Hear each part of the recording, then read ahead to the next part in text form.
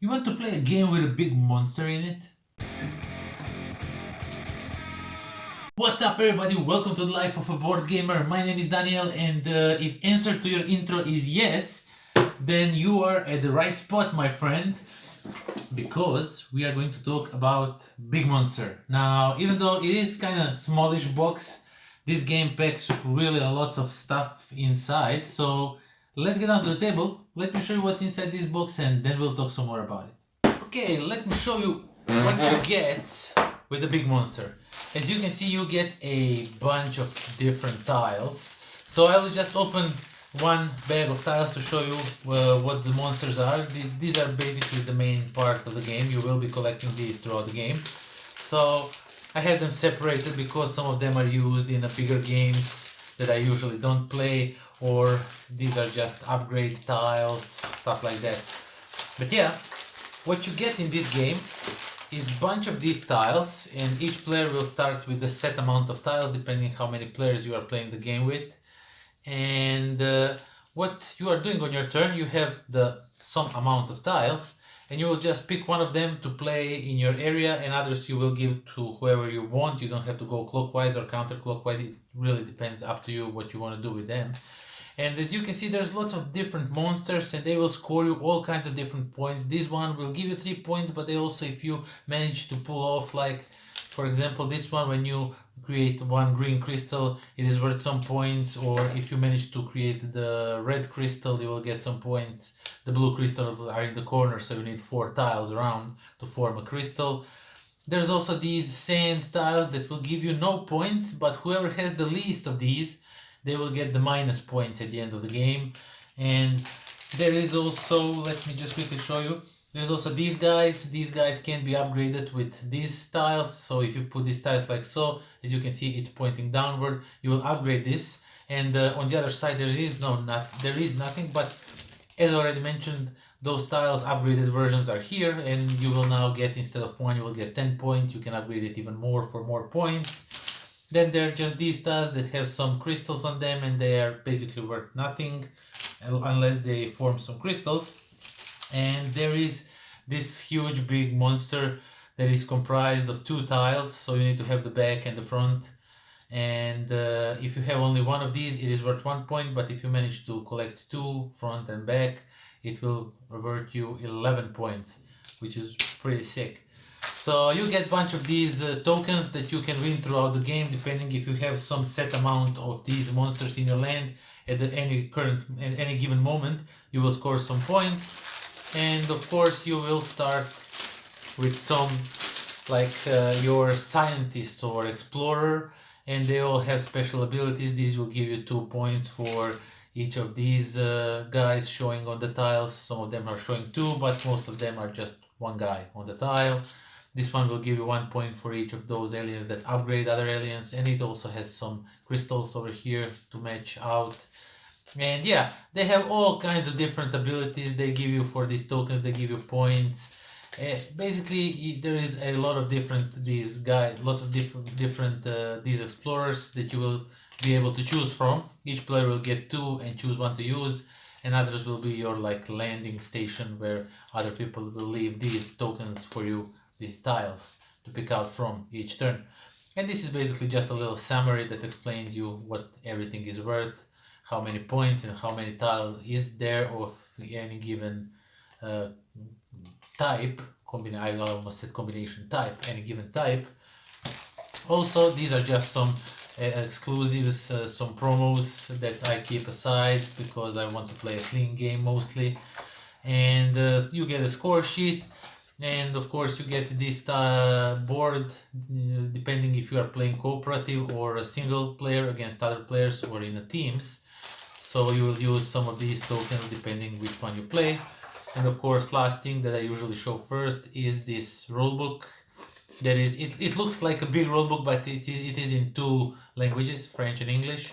And there is lots of pictures with explanations, so the game is pretty simple, pretty easy to learn, to teach other players. And yeah, that's what you get in a Big Monster. Okay, so that was Big Monster. And yeah, this is one very cute game. Cute game in a sense of artwork, cute game in a sense how it plays. The game is pretty simple. It is basically a drafting game. Think about Seven Wonders, but you are not giving your cards, or in this case your tiles with monsters, you are not giving it to the person on your left or on your right, but to any person you want.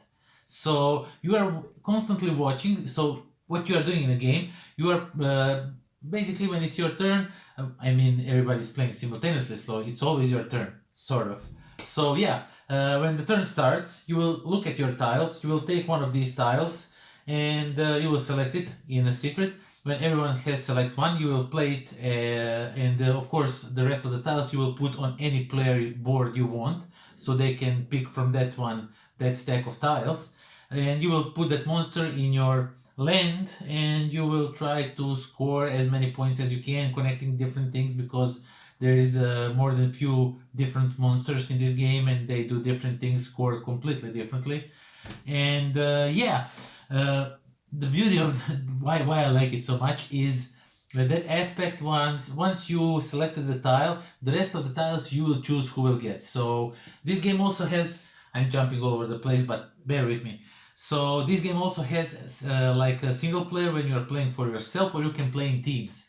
So you deciding where you want to leave your stack, who you want to give your stack to, is super interesting. If you are playing solo, you are constantly watching what everybody else is doing. So if I have some tiles that I see other players will probably benefit from, I will then just give it to some other person that really is not going for such tiles. For example, me and one guy, we were really trying to get these like big monsters, and this is very cute thing. So he's comprised of two tiles, so you need two tiles, the back and the front, to connect them. And if you have only one, it is worth 1 point, but if you have two, it is worth 11. So 1 plus 1 in this game is 11. Yeah, super funny stuff. So yeah, and I see that this guy is going for those monsters, and I have some of them in my hand, and I need to give that stack to somebody. Of course I'm not going to give it to him. I don't want to give him points, so I just put it on other friend's pile who completely does not care about them. He goes for completely something different, and there's no much of those in that stack. So yeah, deciding who you want to give your stack of tiles to once you chose one, it is super interesting. It feels kind of a little bit fresh and unique, even though it's not like super unique, but it is definitely interesting deciding who you want to do it. And if you are playing teams, if you are playing one against another, and you can go up to 6 players, so you can play in teams of 3, I think, or in 3 teams of 2. Not really sure, I didn't play teams, we only played 1 versus 1 versus 1, everybody versus everybody. But yeah, playing in teams and deciding to help out your teammate, it is super cool, right? I mean, even though I didn't play it, I presume it is super cool, because I know I have like, oh my god, these tiles are so good for my player who's playing with me, and I just give him the tiles, or her, whoever I'm playing with. It is just awesome how it works. And the game is super light, super simple to teach. Each time you play the monster, you watch for this board, because you can score points throughout the game, and then at the end of the game you will score points for all kinds of different things. So yeah, I really enjoyed Big Monster. I have to be honest, I did not expect much from it. I expected I will like it, but not that much. Big Monster is really fun game. It is quick, it goes really nicely. The monsters look really cool, and some of them you can upgrade, and they change their shape and appearance. They become more and more, the bigger, the meaner they look, however they look, mean or cute or whatever you want them to look like.